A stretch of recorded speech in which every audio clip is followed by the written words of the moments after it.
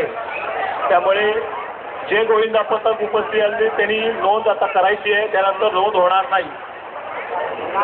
कोटेश्वर गोविंदा महाड मागचे विजेते सहविजेते आणि मंडणगड हे सहविजेते होते, तेच हे कोटेश्वरी महाड या ठिकाणी बघू. यावर्षी या गोरेगावच्या महादहंडीत कुठला चमत्कार करताय.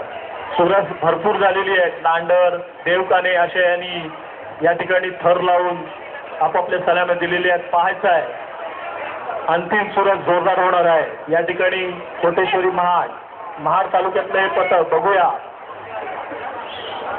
आपलं मागचं विजेतेपद यावेळेला पुन्हा टिकवतोय का. त्यांचे गोविंदे सरसर सरतायत.